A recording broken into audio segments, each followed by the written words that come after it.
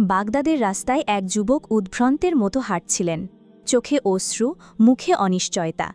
তার ব্যবসা বন্ধ, পরিবারে কলহ, হৃদয়ে অজানা আতঙ্ক, সব মিলিয়ে তার জীবন যেন এক জটিল ধাঁধা। এক বন্ধু তাকে বলেছিল, তুমি একবার গাউসুল আজম শাহ আব্দুল কাদের জিলানিয়ের দরবারে যাও, তিনি আল্লাহর ওলি, হয়তো তিনি কোনো উপায় দেখাবেন। হতাশ মন নিয়ে যুবক গেলেন সেই আল্লাহর অলির কাছে। তিনি দরজায় দাঁড়িয়ে কাঁদতে কাঁদতে বললেন, হুজুর, আমি সব হারিয়েছি, জীবন আমার বোঝার চেয়েও ভারী হয়ে গেছে, কেউ পাশে নেই, আল্লাহ আমাকে দেখেন না বলে মনে হয়। শাহ আব্দুল কাদের জিলানি গভীর দৃষ্টিতে তার দিকে তাকালেন, একটুখানি হাসলেন, বললেন, তুমি আল্লাহর দয়া হারিয়ে ফেলছ না, বরং তুমি দয়ার দরজায় ধাক্কা দেওয়া বন্ধ করে দিয়েছ। যুবক বিস্ময়ে তাকালো। তখন অলি বললেন, মানুষ যখন নিজের দুর্বলতা মেনে নিয়ে আল্লাহর দরজায় পড়ে যায়, তখনই রহমতের দরজা খুলে যায়। কিন্তু তোমার মনে প্রশ্ন, আল্লাহ কেন আমার দুঃখ দূর করেন না? তুমি কি কখনো প্রশ্ন করেছ, আমি কিভাবে আল্লাহর কাছে ফিরে যাব? তারপর তিনি একটি চমৎকার কথা বললেন, যে আল্লাহ তোমার কান্না শুনতে পারেন, তিনি নিশ্চয়ই তোমার ভাগ্যও লিখতে পারেন।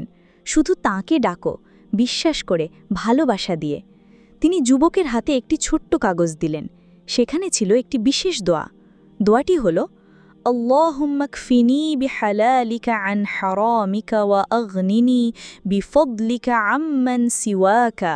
অর্থ, হে আল্লাহ, তুমি তোমার হালাল রিজিক দিয়ে আমাকে হারাম থেকে রক্ষা করো এবং তুমি ছাড়া আর কারও মুখাপেক্ষী না করে তোমার অনুগ্রহে আমাকে পরিপূর্ণ করো।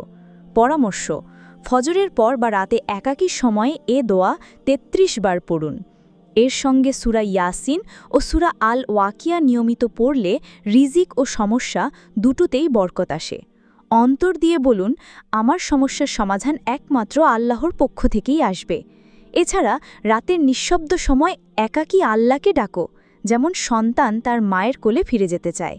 তিনি আরও বললেন, তুমি যখন নিজের সমস্যার পরিবর্তে আল্লাহর কুদরত নিয়ে ভাববে, তখনই দেখবে সমস্যা দূর হতে শুরু করেছে।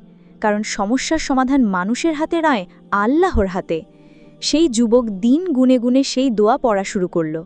কয়েক মাসের মধ্যে তার ব্যবসায় বরকত ফিরল, পারিবারিক সম্পর্ক স্বাভাবিক হল এবং সে নিজেই অন্যদের বলতো, আমি কাঁদতাম মানুষকে নিয়ে, এখন হাসি আল্লাহকে নিয়ে ভাবতে ভাবতে।